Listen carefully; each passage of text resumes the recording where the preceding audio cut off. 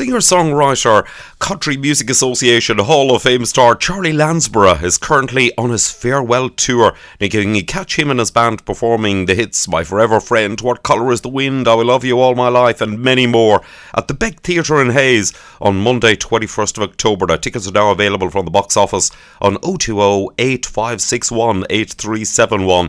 You can visit becktheatre.org.uk or indeed our website irishradio.org. Listen out for those details again throughout the programme. I'm delighted to welcome Charlie Landsborough. Charlie, great to speak to you again. It's great to talk to you again, Jerry, after all these years. I thought you'd fallen out with me, you know. Indeed, no, not at all, not at all. I've been listening to you or watching your progress. Now, Charlie, your route to the top of the music business is fascinating. We can give a little snapshot here, but I would say to anybody, listen, take a look at Charlie's biography on his website. That's charlielandsborough.com. Now, you were actually born the youngest of 11 children in Birkenhead.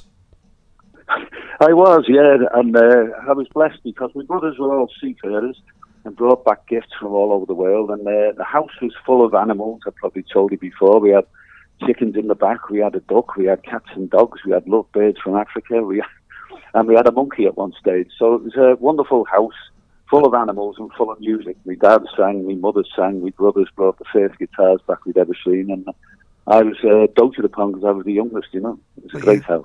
Oh, magic.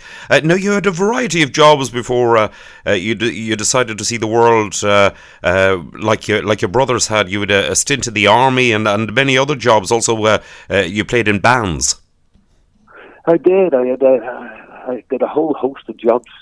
I was a quality control engineer. I was a navvy. I've been down and out. I was a postman. I worked on the railways, the flour mills, a driver, you name it. But the one constant theme throughout all the years was the playing, the music, because of the night I'd disappear into the local pubs and play. One pub I played in for 22 years, you know. So, but all of those experiences don't do you any harm at all. You know, I met great people in all those various capacities, you know, so I won't complain about that. 22 years in one particular pub, that's some residency. Now, you also trained as a teacher, and that was one of your jobs later on. It was. I was digging a hole out, and it was the middle of winter, and it was freezing. I thought, I can't be doing this when I'm 50 odd. What can I do? Talking to me mate, he said, well, you had a good education. Why didn't you try teaching? And I was amazed when they accepted me. And then I taught for 14 years, and some of the songs came from those teaching days, because whenever I did a school assembly, I would write a song like My Forever Friend and Things My Ears Can Do and Special. And so I've got a lot to thank those years for, although I was really glad when the Irish discovered me and saved me from a life in the classroom, you know, because the music was the first love always. Indeed. Now, the late Jerry Anderson of BBC Radio Foyle and Pat Kenny, they started playing your song. Yeah, fantastic.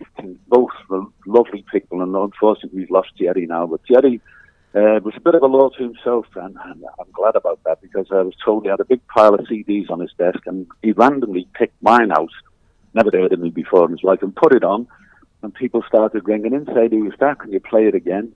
And he invited me over to do Anderson on the Box in Belfast, and watching that night was Pat Kenny.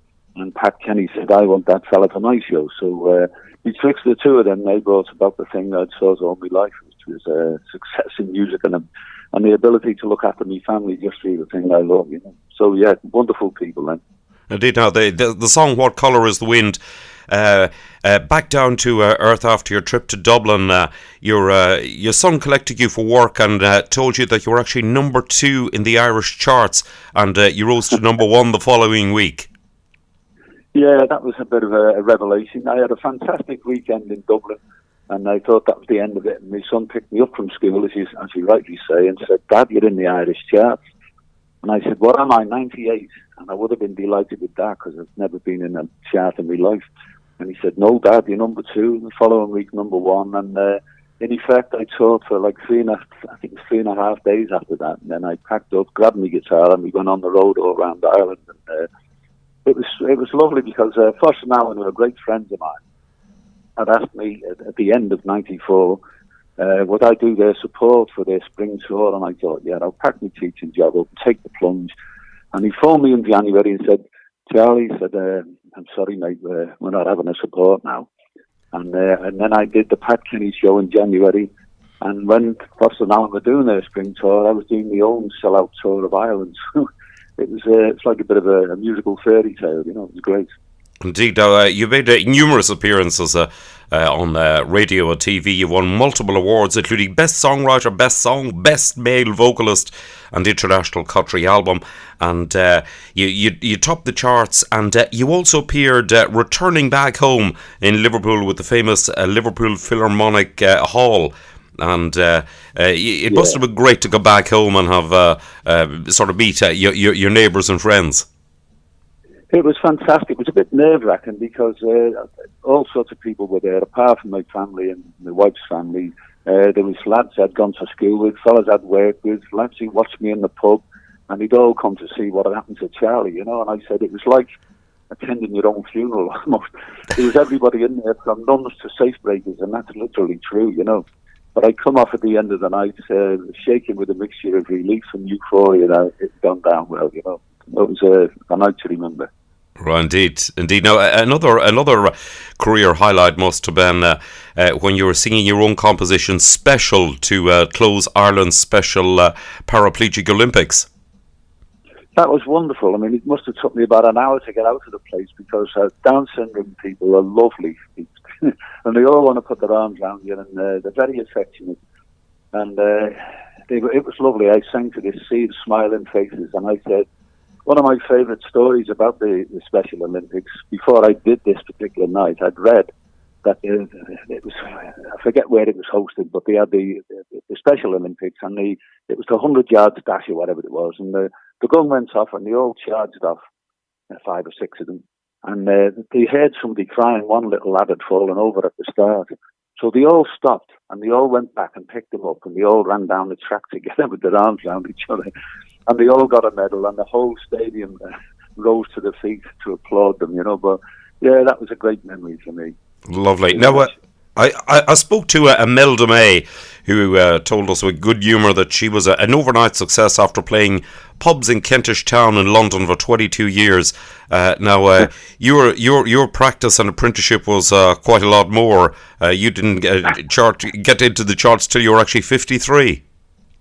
Yeah, I did most of my playing in pubs, as you rightly say, and one of them 22 years in the one pub, which was, it sounds crazy, but it was a fantastic pub, full of characters. The lady who ran the place was a character herself, but all sorts of people gathered there. Musicians, when they'd finished their gig, would come along, comedians, characters of all shapes and sizes, and it was a great grounding because when you're playing in a pub, you've got to sort of play for everybody there, so you would try all sorts of different things out. So when I played in the pubs, I don't think I ever sang anything of my own. It was all covers, and it'd be things like old blues songs, rock and roll, folk songs, Irish songs, ballads, anything that I thought people might like, you know. And then latterly, the songwriting came into being and brought about this success, you know. Right. Now, you made an early appearance on the talent show from many moons ago, back in the 1970s, Opportunity Knocks. And it actually very nearly saw you win. Now, there was a bizarre reason why the result went against you. Yeah, it was the lad who worked in the post office in Birkenhead. He said, Charlie, you've got no chance. He said, there was a strike on or something. He said, there was thousands and thousands of your votes. Never got as far as, you know, as where they should have done. Never got to their destination. And it was an experience. And the lads who won it, I think they were from the army or whatever. And the singer came over to me and he said, I think you'll win, mate. He said, I hope you do. He said, we're all right. We've won a few weeks. And he said, if you make that, if you record that, I'll buy it myself. And I thought that was very gracious of him, you know. But no, we were second and they won again. But another experience. And one of the many, you know, down the years, I think somebody up there doesn't like me because everywhere I thought I had a chance, I seemed to get rejected. I missed a recording contract in Germany. I missed an audition for Roy Orbison down in South. All sorts of things, and everywhere I turned, I seemed to get rejected until that fateful night in RTE in '95. Right.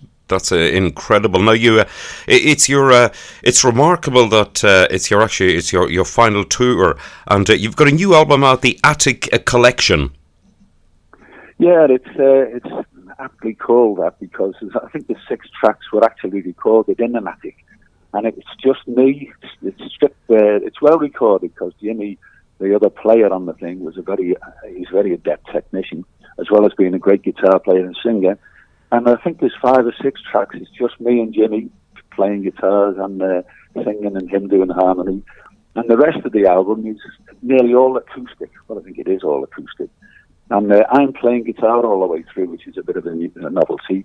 And we've got bits of fiddle, we've got bits of mandolin on it.